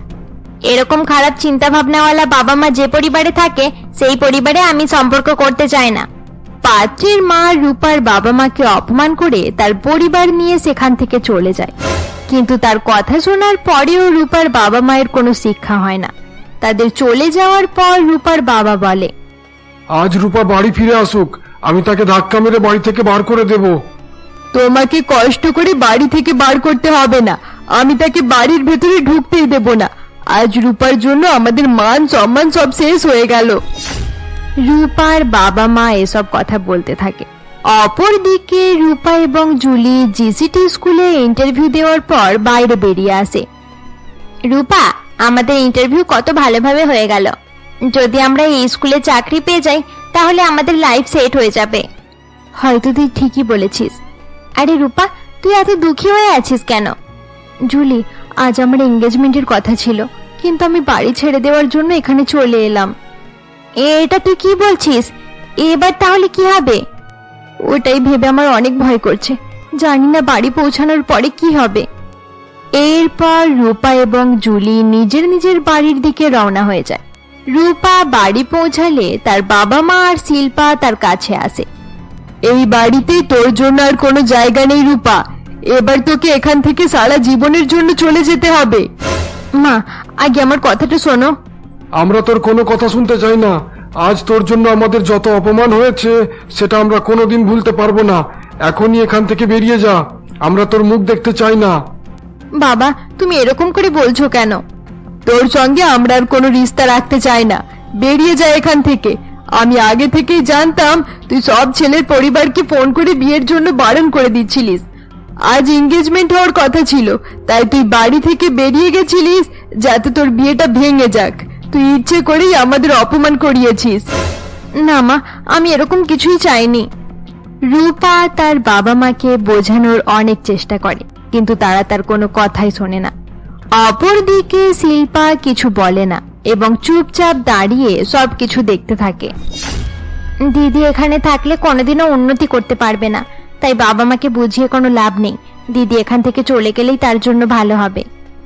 শিল্পা দাঁড়িয়ে দাঁড়িয়ে এসব কথা ভাবছিল। অপরদিকে রূপা দুঃখী হয়ে বাড়ি থেকে বেরিয়ে পড়ে। এবার আমি কোথায় যাব? আমার ইন্টারভিউ দিতে যাওয়ার জন্য বাবা মা আমাকে বাড়ি থেকে বার করে দিল। শিল্পা একদম ঠিক কথাই বলতো, বাবা মা আমাকে একদম ভালোবাসে না, তারা আমাকে বোঝা মনে করে। রূপা এই সমস্ত কথা ভাবতে ভাবতে হেঁটে যাচ্ছিল। এমন সময় শিল্পা পেছন থেকে ছুটতে ছুটতে তার কাছে আসে। দিদি, দিদি, এত তাড়াহুড়ো করে কোথায় যাচ্ছ? এবার আমি কোথায় আর যাব? বাবা মা তো বাড়ি থেকে বার করে দিল। ভালোই হয়েছে বাবা মা বাড়ি থেকে বার করে দিয়েছে। এখানে থাকলে তুমি স্কুলে চাকরি পেয়ে গেলেও বাবা মা তোমাকে চাকরি জয়েন করতে দেবে না, তাই তোমার চলে যাওয়াটাই ভালো হবে। আচ্ছা দিদি, এ নাও 10,000 টাকা। এটা কোথা থেকে এলো? তুমি চিন্তা করো না দিদি, আমি বাড়ি থেকে চুরি করে আনিনি, আমি টিউশন পড়িয়ে টাকাটা জমিয়েছিলাম। আচ্ছা শোনো, আমার কলেজের পাশে অনেকগুলো রুম আছে, সেখানে গিয়ে কোনো রুম ভাড়া নিয়ে থাকতে শুরু করে দাও, পরে যা হবে দেখা যাবে। কিন্তু শিল্পা, আর কোনো কিন্তু নয় দিদি, আজ পর্যন্ত তুমি সবকিছু নিজের ইচ্ছাই করেছো, এবার আমার ইচ্ছায় একটা কাজ করে দেখো। এরপর রূপা তার বোনের কথা মতো কলেজের পাশে একটি রুম ভাড়া নিয়ে সেখানে থাকতে শুরু করে। দেখতে দেখতে 5 থেকে 6 দিন কেটে যায়, কিন্তু তার বাবা মা তখনও তার সঙ্গে যোগাযোগ করে না। এইরকমই একদিন রূপা যখন একটি পার্কে জুলির সঙ্গে বসেছিল, এমন সময় জুলি বলে, এসব কি হয়ে গেল রূপা? তুই কি এভাবে নিজের বাড়ির পাশে রুম ভাড়া নিয়ে থাকবি? কি আর করা যাবে, নিজের বাবা মা যখন সাপোর্ট করছে না, তাহলে আর কি করব? রূপা এবং জুলি যখন কথা বলছিল, এমন সময় রূপার ফোনে একটি মেসেজ আসে। আরে জুলি, কাজ হয়ে গেছে। কি হয়ে গেছে? জিসিটি স্কুলে আমাকে সিলেক্ট করে নেওয়া হয়েছে। এই দেখ, আমার ফোনে মেল এসেছে। আরে বাহ, এটা তো দারুণ খবর। আরে তোর ফোনটা একবার চেক কর না, তোর ফোনেও মেসেজ আসতে পারে। না রে, আমার ফোনে কোনো মেসেজ আসেনি। হয়তো পরে মেসেজ এসে যাবে, তুই ফোনের দিকে একটু লক্ষ্য রাখিস। ইমেল চলে এলে আমাকে ফোন করে দিস। আচ্ছা, আমি এবারে যাই, আমার বোনকে ফোন করে এই খবরটা দিতে হবে। এরপর রূপা নিজের রুমে ফিরে যায় এবং শিল্পাকে ফোন করে চাকরি পাওয়ার কথা জানিয়ে দেয়। অপরদিকে জুলি ইন্টারভিউতে সিলেক্ট না হওয়ার জন্য দুঃখী হয়ে নিজের বাড়ি ফিরে যায়। এরপর সেদিন রাতের বেলা জুলি বাড়ির ছাদে ওঠে। জুলি সেখানে গিয়ে দেখে ছাদে আগে থাকতে বিক্রম দুঃখী হয়ে বসে আছে। আরে দাদা, তুমি বাড়িতে আছো? আমি তো ভাবলাম তুমি বাইরে আছো। আরে না না, আমি তো অনেক আগে থেকেই ঘরে আছি। কি হয়েছে দাদা, আজকাল তুমি অনেক দুঃখী হয়ে থাকো? না, কিছু হয়নি, সবকিছু ঠিক আছে। আচ্ছা তুই বল, এত রাতে ছাদে কি করতে এসেছিস? দাদা, ওসব কথা ছাড়ো, প্লিজ আমাকে বলো তোমার কি হয়েছে, তুমি কেন এত দুঃখ পাচ্ছ? জুলি, আমি আজ পর্যন্ত তোর কাছে একটা কথা লুকিয়েছি। কি এমন কথা যেটা তুমি আমার কাছে লুকিয়েছো? আসলে জুলি, আমি রূপাকে ভোলার অনেক চেষ্টা করছি, কিন্তু কোনোভাবে ভুলতে পারছি না। তার কথা ভেবে আমার অনেক খারাপ লাগছে। আমি 2 বার তার বিয়ে ভেঙেছি। এটা তুমি কি বলছো দাদা? তার মানে সেই মানুষটা তুমি, যে ছেলের বাড়িতে ফোন করে বিয়ে ভেঙে দিচ্ছিলে? হ্যাঁ জুলি, ওটা আমি করেছিলাম, কারণ আমি তাকে অনেক ভালোবাসি। কিন্তু রূপা বিদেশে কাজ করা কোনো ছেলেকে পছন্দ করে নিয়েছে। এবার তার সঙ্গে রূপার বিয়ে হয়ে যাবে। রূপা আমার সঙ্গে কথা বলা পর্যন্ত বন্ধ করে দিয়েছে। আমিও তার সঙ্গে আর কথা বলি না।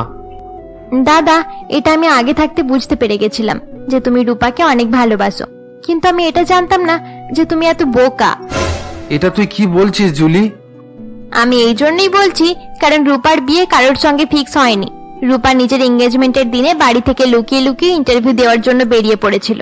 এসব কারণে তার বিয়ে ভেঙে গেছে। তারপর রূপার বাবা মা তাকে বাড়ি থেকে বারো করে দিয়েছে, আর সে কলেজের পাশে একটা রুম ভাড়া নিয়ে সেখানেই থাকছে। এসব তুই কি বলছিস? তার বাবা মা তাকে বাড়ি থেকে বার করে দিয়েছে? সে রেন্ট হাউসে থাকে? আমি একদম ঠিকই বলছি দাদা, তুমি তাড়াতাড়ি রূপার সঙ্গে দেখা করে নাও আর নিজের মনের সব কথা বলে দাও। সে অনেক খুশি আছে, কাল চাকরি জয়েন করতে যাবে।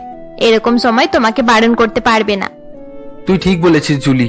আচ্ছা, সে যেখানে থাকে তার ঠিকানাটা আমাকে দে, আমি এখনই তার সঙ্গে দেখা করতে যাব। এরপর বিক্রম সেই রাতেই গাড়ি নিয়ে বেরিয়ে পড়ে। কিন্তু বিক্রম যখন কলেজের পাশে রূপার রেন্ট হাউসের কাছে পৌঁছায়, বিক্রম দেখে রূপা বাইরে দাঁড়িয়ে এক ছেলের সঙ্গে গল্প করছে। এটা সেই ছেলে ছিল যার সঙ্গে রূপার বিয়ে ঠিক হয়েছিল। এ আমি কি দেখছি, রূপা কার সঙ্গে কথা বলছে? এখনো দেরি হয়নি রূপা, তুমি চাইলে আমরা এই সপ্তাহে বিয়ে করে নেব। তোমার ছবি দেখার সাথে সাথে আমি তোমাকে পছন্দ করে নিয়েছিলাম। আমাদের বিয়ে হয়ে গেলে আমরা বিদেশে চলে যাব। আচ্ছা, তাদের মধ্যে বিয়ের কথা হচ্ছে, মনে হয় এদের রিলেশন চলছে, না হলে এত রাতে তারা বিয়ের গল্প করতো না। আমার এখান থেকে চলে যাওয়াই ঠিক হবে। এরপর বিক্রম দুঃখী হয়ে গাড়ি চালিয়ে সেখান থেকে চলে যায়। মনোজ, আমি বিয়ের ব্যাপারে এখনো কোনো সিদ্ধান্ত নিতে পারবো না, তুমি আমাকে ক্ষমা করে দিও। তোমার যত সময় লাগবে তুমি নাও, তোমার সিদ্ধান্ত আমাকে জানিয়ে দিও। আচ্ছা, এত রাতে আমার সঙ্গে দেখা করার জন্য থ্যাংক ইউ। এবার আমি যাই। মনোজ এই বলে সেখান থেকে চলে যায়। অপরদিকে বিক্রম বাড়ি ফিরে আবার দুঃখী হয়ে বসে পড়ে। কি হলো দাদা, রূপার সঙ্গে কথা হয়েছে? না, আমি তার সঙ্গে দেখা না করেই চলে এসেছি। রূপা তার রুমের বাইরে দাঁড়িয়ে কোনো ছেলের সঙ্গে বিয়ের কথা বলছিল, হয়তো সেটা তার বয়ফ্রেন্ড। এ তুমি কি বলছো?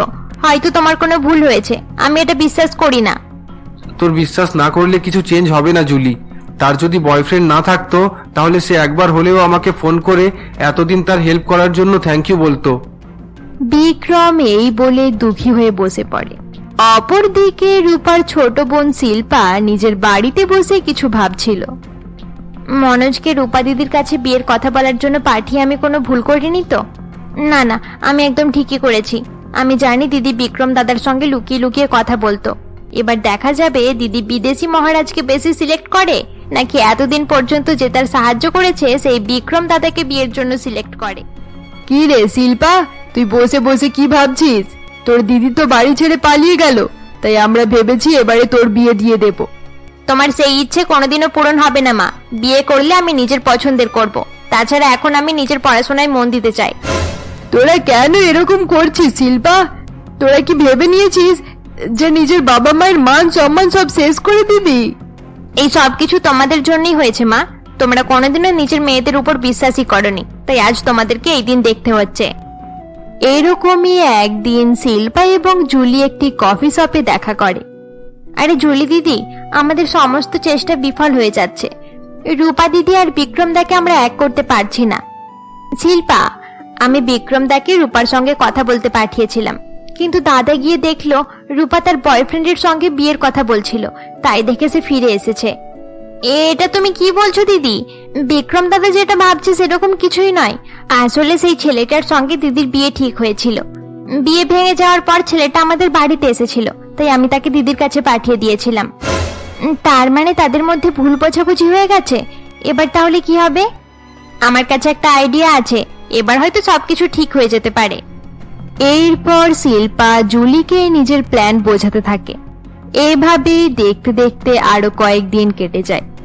একদিন বিক্রম যখন দুঃখী হয়ে বসেছিল, এমন সময় জুলি তার কাছে যায়। আরে বিক্রম দাদা, তুমি কতদিন এরকম দুঃখী হয়ে থাকবে? আমি খোঁজ নিয়ে দেখেছি, তুমি সেদিন রাতে রূপাকে যার সঙ্গে দেখেছিলে সেই ছেলেটা রূপার বয়ফ্রেন্ড নয়। তার সঙ্গে রূপার বিয়ে ঠিক হয়েছিল, আর তারপর ভেঙে যায়। ছেলেটা রূপাকে পটানোর চেষ্টা করছে।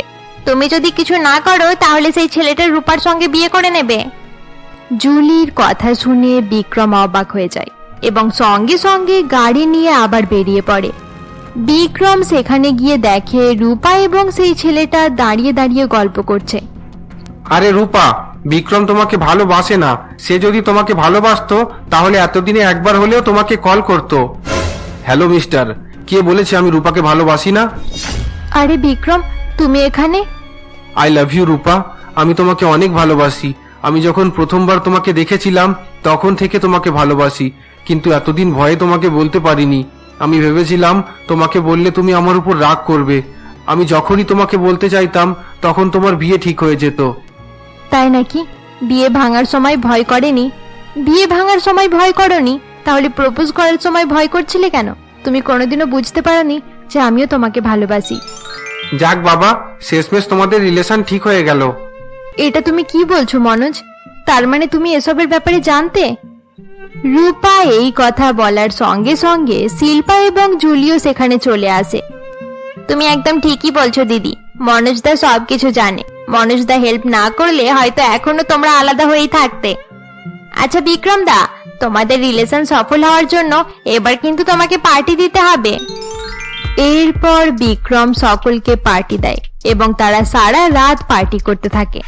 শিল্পার বাবা মা বারবার তাকে ফোন করে, কিন্তু শিল্পা তাদের ফোন রিসিভ করে না। পরের দিন সকালে শিল্পা বাড়ি পৌঁছালে তার মা তাকে বলে, সারা রাত তুই কোথায় ছিলিস? বারবার তোকে ফোন করছিলাম, তুই ফোন তুলিসনি কেন? মেয়েটাকে ছাড় দিয়ে দিয়ে সে অনেক মাথায় উঠে পড়েছে। আমি ভেবে নিয়েছি 1 মাসের মধ্যে শিল্পার বিয়ে দিয়ে দেব। এসব তুমি কি বলছো বাবা? আমি এখন বিয়ে করতে চাই না, আমি ভালোভাবে নিজের পড়াশোনা করতে চাই। চুপ কর তুই, আমি যা বলবো তোকে তাই করতে হবে। বাবার মুখে এই কথা শুনে শিল্পা রাগ করে নিজের রুমে চলে যায়।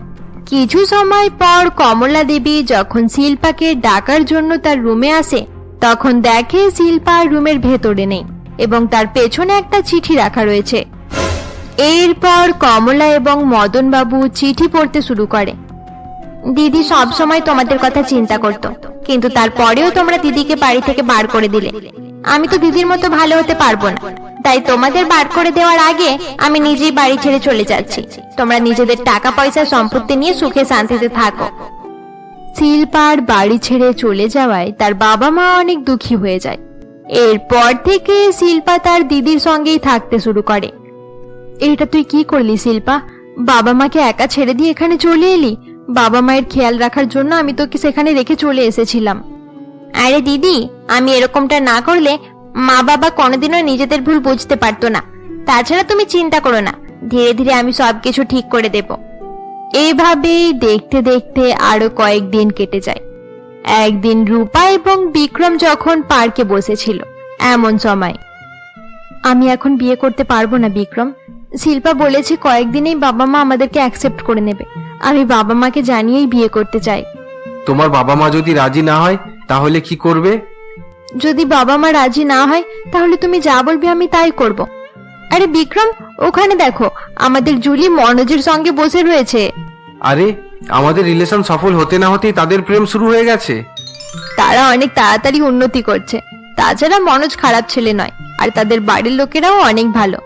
আচ্ছা বিক্রম, তাদেরকে গল্প করতে দাও, চলো আমরা এখান থেকে চলে যাই। এরপর তারা সেখান থেকে চলে যায়। শিল্পা বাড়ি ছেড়ে রূপার কাছে চলে যাওয়ার 1 মাস হয়ে গিয়েছিল। বাড়ি ছাড়ার পর দুই বোন নিজেদের নাম্বার চেঞ্জ করে নিয়েছিল, যাতে তাদের বাবা মা তাদেরকে ফোন পর্যন্ত না করতে পারে। কিন্তু তারা দুজন জুলির মাধ্যমে মাঝে মাঝে তাদের বাবা মায়ের অবস্থার ব্যাপারে জেনে নিত। এইরকমই একদিন রূপার মায়ের বাড়িতে, আরে দেখো না, কে আমাদের জন্য গিফট পাঠিয়েছে। কে আবার আমাদের গিফট পাঠাবে? দাও, আমি খুলে দেখছি। এরপর মদন বাবু বক্স খুলে দেখে তার ভেতরে একটা সুন্দর হাতঘড়ি এবং একটা বেনারসি শাড়ি রয়েছে। এরই সঙ্গে তারা ভেতর থেকে একটা চিঠিও পায়। আরে, এটা তো রূপার চিঠি। দেখি কি লিখেছে। বাবা, আমি অনেক ভালো স্কুলে টিচারের চাকরি পেয়েছি। নিজের প্রথম মাইনে থেকে তোমাদের জন্য এই গিফট পাঠাচ্ছি। তোমরা এটা নিলে আমি অনেক খুশি হব। আমি কোনোদিনও তোমাদের অসম্মান করতে চাইনি বাবা, অজান্তে সবকিছু হয়ে গেল। পারলে তোমরা আমাকে ক্ষমা করে দিও। রূপার এই চিঠি পেয়ে তার বাবা মা অনেক দুঃখী হয়ে যায়। আমাদের থেকে অনেক বড় ভুল হয়ে গেছে কমলা। আমি সব জায়গায় রূপা এবং শিল্পার খোঁজ করেছি, কিন্তু কোথাও তাদের সন্ধান পাওয়া যাচ্ছে না। আমি একবার জুলির সঙ্গে কথা বলে দেখব, হয়তো সে আমাদেরকে কিছু জানাতে পারবে। কমলা এবং মদন নিজেদের মধ্যে এসব কথা বলতে থাকে। অপরদিকে জুলি এক রেস্টুরেন্টে মনোজের সঙ্গে বসে গল্প করছিল। তারা দুজন যখন কথা বলছিল, এমন সময় জুলির ফোন বাজতে শুরু করে। আরে, রূপার মা আমাকে ফোন করছে কেন? 1 মিনিট, ফোনটা রিসিভ করে নি। হ্যালো, হ্যাঁ আন্টি, বলুন। জুলি, দয়া করে রূপার শিল্পা কোথায় বলতে পারবে? আসলে আন্টি, আমি এই ব্যাপারে কিছুই জানি না। মানে রূপা আমার সঙ্গেও দেখা করেনি, তবে একবার শিল্পার সঙ্গে আমার দেখা হয়েছিল, আর তার কাছ থেকে জেনেছিলাম আজ রাতে শিল্পা নিজের পড়াশোনা করার জন্য ব্যাঙ্গালোরে চলে যাবে। আচ্ছা আন্টি, এবারে আমি রাখছি। জুলির কাছে শিল্পার ব্যাঙ্গালোর যাওয়ার কথা শুনে কমলা এবং মদন বাবু অনেক দুঃখী হয়ে যায়। এরপর সেদিন রাতের বেলা তারা দুজনে বাস স্টপে গিয়ে দাঁড়িয়ে থাকে। আজ শিল্পার সঙ্গে দেখা হলে আমি তার কাছে ক্ষমা চেয়ে নেব। তুমি ঠিক বলেছো মদন, এর সঙ্গে সঙ্গে শিল্পার থেকে রূপার অ্যাড্রেসও নিয়ে নেব, আর আজকেই রূপাকে নিয়ে বাড়ি ফিরে যাব। মদন বাবু এবং কমলা অনেকক্ষণ পর্যন্ত বাস স্টপে দাঁড়িয়ে থাকে, কিন্তু শিল্পাকে দেখতে পায় না। এরপর তারা দুঃখী হয়ে বাড়ি ফিরে যায়। তারা বাড়ি ফিরে দেখে শিল্পা এবং রূপা বাড়ির বাইরেই দাঁড়িয়ে রয়েছে। এরপর তারা খুশি খুশি তাদেরকে নিয়ে বাড়ির ভেতরে যায়। আরে মা, জুলি দিদির কাছে যখন জানতে পারলাম যে তোমরা আমাদেরকে খোঁজাখুঁজি করছো, তারপরেই আমরা ব্যাঙ্গালোর যাওয়ার প্ল্যান ক্যান্সেল করে দিয়েছি। তোরা আমাদেরকে ক্ষমা করে দে রূপা, আমি তোদের সঙ্গে অনেক খারাপ ব্যবহার করেছি। তোমাদেরকে ক্ষমা চাইতে হবে না বাবা, আমরা প্রথম থেকেই ভেবে রেখেছিলাম আমরা সফল হয়ে তোমাদের খেয়াল রাখবো, যেভাবে ছেলেরা তার বাবা মায়ের খেয়াল রাখে। আজ আমি অনেক খুশি, সত্যি আমরা অনেক ভাগ্যবান যে তোদের মতো মেয়ে পেয়েছি। এরপর থেকে রূপার বাবা মা খুব ভালোভাবেই নিজেদের মেয়েদের খেয়াল রাখতো। এভাবেই দেখতে দেখতে কয়েকদিন কেটে যায় এবং রূপা তার বাড়িতে বিক্রমের ব্যাপারে জানিয়ে দেয়। কিছুদিন পর খুব ধুমধাম করে রূপা এবং বিক্রমের বিয়ে হয়ে যায়। অপরদিকে একইভাবে জুলি এবং মনোজেরও বিয়ে হয়ে যায় এবং সকলে সুখে শান্তিতে থাকতে শুরু করে। বন্ধুরা, আমাদের গল্পের সিরিজ এখানেই শেষ করা হলো। গল্পটি ভালো লেগে থাকলে অবশ্যই লাইক করে দিও। এরকম আরো গল্প দেখতে আমাদের চ্যানেলকে সাবস্ক্রাইব করতে ভুলবে না।